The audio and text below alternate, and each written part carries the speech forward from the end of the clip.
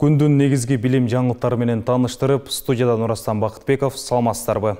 Бул чыгарылышта. Каракол шаарында жер титирөөдөн 2 мектепте жарака кетти. Акыркы 3 жылдын ичинде Кыргызстанда жалпы 189 мектеп курулуп, 43 мектеп капиталды оңдоп түзөөдөн өткөрүлдү. 7 класстын окуучулары үчүн 129 миңден ашык адам жана коом окуу китеби басылып чыкты. Кыргызстанда 23 январга караган түнү болгон жер титирөөдөн Каракол шаарындагы номер 1 жана номер 3 мектеп гимназияларынын имаратынан жаракалар пайда болду. Бул тууралуу Азаттыкка номер 3 мектептин директору Элнура Табалды кызы билдирди. Анын айтымында жарака өтө чоң эмес. Өзгөчө Кырдаалдар министрлигинин облустагы башкармалыгы ушул тапта жарандык коргонуу комиссиясы тактоо иштерин жүргүзүп жатканын кабарлады.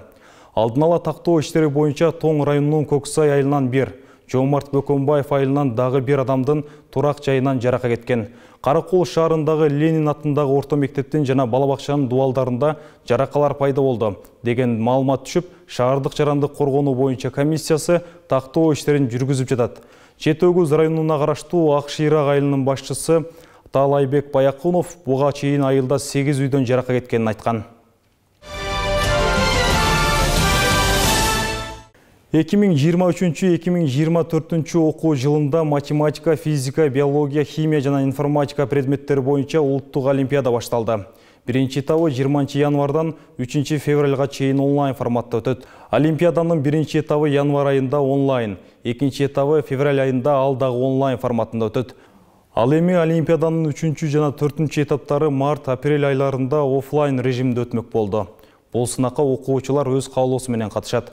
Олимпиаданы өткөрүү боюнча тийиштүү жетекчилер билим берүү жана илим министрлигинин буйругу менен бекитилген математика, физика, биология, химия жана информатика предметтери боюнча улуттук олимпиада жөнүндө жобонун негизинде өткөрүшөт. Жетекчилер олимпиаданын ар бир этаптарына предметтер боюнча тапшырмаларды эл аралык олимпиаданын талаптарына ылайык түзүүнү жана алардын сапаттуулугун камсыздашат. Мындан сырткары жерлердеги тийиштүү жетекчилер мугалимдерге, окуучуларга, ата-энелерге олимпиаданын өткөрүү тартиби, мөөнөтү, өткөрүү жери тууралуу алдын ала маалымат берип жатышат. Олимпиаданын бардык баскычтарын өткөрүү учурунда окуучулардын өмүрүнүн жана ден соолугунун коопсуздугун да камсыздашат. 2024 жылдын башында 7 класстын окуучулары үчүн кыргыз жана орус тилдеринде 129.365 нускада адам жана коом окуу китеби жана 3890 нускада мугалимдер үчүн методикалык колдонмолор жарык көрдү. Бул тууралуу Билим берүү жана илим министрлигинин басма сөз кызматы билдирди. Келерки жумадан тарта китептер мектептерге жеткирилип баштайт. Билим берүү жана илим министрлиги окуу китептерин басып чыгарууга адистешкен басма иштерин толук кандуу жүргүзө алган мамлекеттик басма үйүн түзүүнү максат кылууда. 2023 жылдын 23 июнунда министрлик менен Учкун ачык акционердик коомунун ортосунда макулдашуу түзүлүп, мамлекеттик басма түзүлгөнгө чейин окуу китептери боюнча басма иштерин аткаруу Учкунга жүктөлгөн. Мурда бул иштерди мектеп басмаканасы аткарып келген. Окуу методикалык комплекстерди даярдоо иштери басмада аткарылат. Учурда министрлик тарабынан китеп басып чыгаруу жаатында жетишерлик тажрыйба топтогон компетенттүү адистер жана эксперттер менен бирдикте мамлекеттик басма түзүү боюнча иш жүргүзүлүүдө. Соңку 3 жылда өлкөдө 189 мектеп жаңы салынып, 43 мектеп оңдоп түзөөдөн өттү. Алсак 3 жылдын ичинде республикалык бюджеттен жана ар кандай фонд уюм булактардын эсебинен жалпы 189 мектеп курулуп, 43 мектеп капиталды оңдоп түзөөдөн өткөрүлдү. Мындан сырткары 4 мектепке кошумча имарат салынып, 9 мектепке кошумча спорт залдар курулду. 2021 жылы 32 мектеп курулуп, 2 мектепке кошумча имарат салынып, 11 мектеп капиталды оңдоп түзөөдөн өткөн. Ал эми 6 мектепке кошумча спорт залдар курулган. 2022 жылы 34 мектеп салынып, 1 мектепке кошумча имарат, 1 мектепке отказан, 1 мектепке ашкана жана жатакана курулуп, 2 мектепке кошумча спорт залдар салынган. Ошондой эле 13 мектеп капиталды оңдоп түзөөдөн өткөн.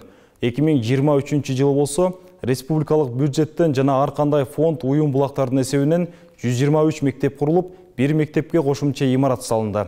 Буга кошумча республикалык бюджеттен 19 мектепке капиталды оңдоп түзөө жүргүзүлдү. Егемен өлкөбүздүн тарыхында 2023 жылы эң көп мектеп пайдаланууга берилди. Облустар боюнча жаңы салынган жана капиталды оңдоодон өткөн мектептерди кошкондо, Ош облусунда жана Ош шаарында 34 мектеп, Жалал-Абад облусунда 35 мектеп, Баткен облусунда 21 мектеп, Ысык-Көл облусунда 17 мектеп, Чүй облусунда 18 мектеп, Талас облусунда 11 мектеп, Нарын облусунда 7 мектеп пайдаланууга берилди. Бишкек шаарындагы Камбаралы Бобулов атындагы номер 88 мектепте бүгүнкү күндө 2000ден ашык окуучу билим алат. Балдарга сапаттуу билим берүү максатында окуу класстары заманбап материалдык техникалык жабдуулар менен камсыз болгон. Андан сырткары жаш адистерди тартууга өзгөчө көңүл бурулуп, мектептеги мугалимдердин жарымын жаштар түзөт. Теманы кабарчыбыз Калия Карбекова улантат. Камбаралы Бобулов атындагы номер 88 мектеп учурунда 754 балага ылайыкталып салынганы менен бүгүнкү күндө анда 2098 окуучу билим алууда. Окуу орус жана кыргыз тилдеринде жүргөн мектепте билим берүүнүн сапатын жакшыртуу максатында класстар заман талабына ылайык материалдык техникалык жабдуулар менен жабдылган. Мектебизде 39 кабинет бар. 39 кабинеттин ичинен бизде 7 интерактивный панель болду. Жакында эле буквально декабрь айында министрдин тарабынан бизге 6 интерактивдүү панель келди. Жана 15 кабинетте проектор экрандар бар. Мугалимдер азыркы заманбап учурунда ошол техника менен сабактарды өтүшөт. Мектептеги 2098 окуучунун 1058 кыргыз класстарында, ал эми 1040 бала орус класстарында окушат. Аларга сабак берген 102 мугалимдин көпчүлүгү жаш адистер. Алардын арасынан 2 мугалимибиз эмгек сиңирген мугалимибиз болот. Жана эл агартуу отличниктердин саны жалпы 18. Мектепте жогорку билимдүү мугалимдер 80% түзөт. Көбүнчөсү 88%-тын ичинен жарымысы жаш мугалимдер болот.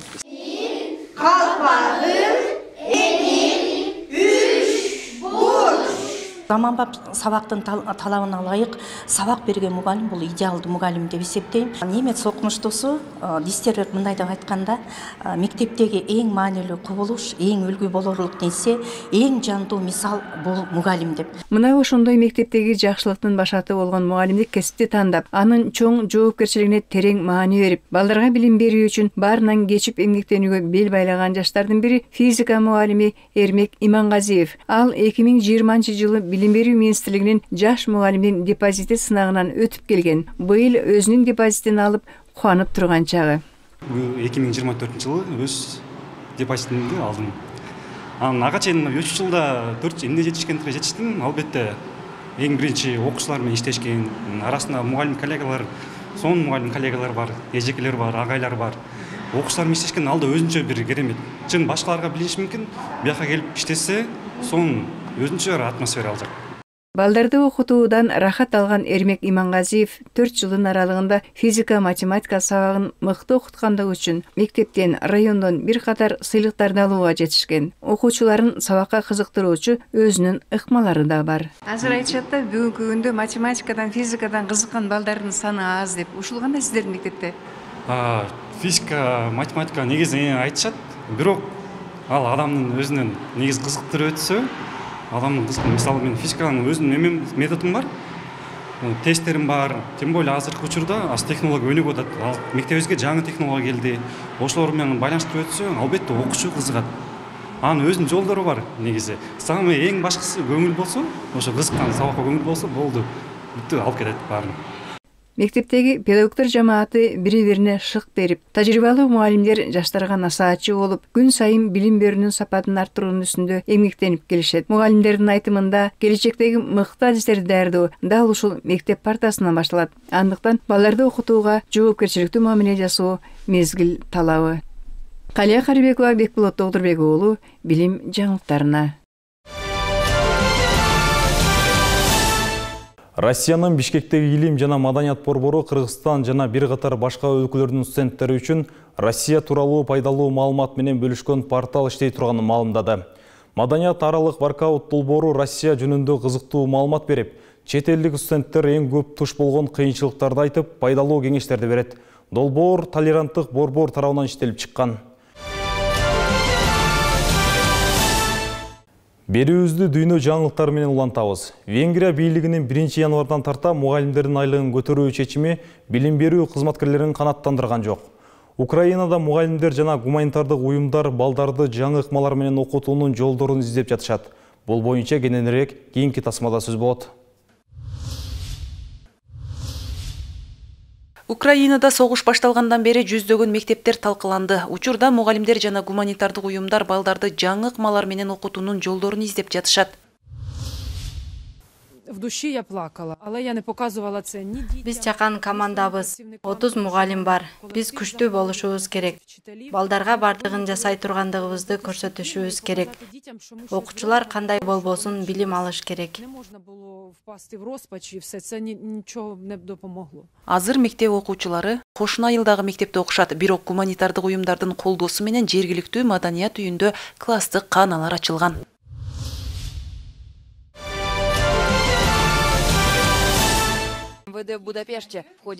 Венгрия бийлигинин 1-январдан тарта мугалимдердин айлыгын 32%га көтөрүү чечими билим берүү кызматкерлерин жана профсоюздарды канааттандырган жок. Алар кайрадан митингге чыгышты. Бонустар алын салынса, мен таң калбайм. Ушул убакка чейин бул система өзгөчө таасир эткен. Анткени мындай нерсе бар. Бонустарды түшүндүрбөстөн эле ажыратса болот.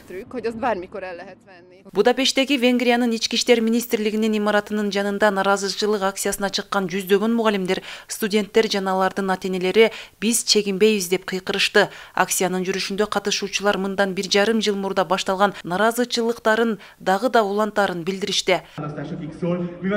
Белгилегесек, Венгрияда мугалимдердин айлык акысы эң төмөн. Жогорку окуу жайлардын бүтүрүүчүлөрүнүн орточо эмгек акысы салыштырмалуу 60% гана түзөт. Бийлик 2025 жылга чейин аны 80%га жеткирүүгө убада берди.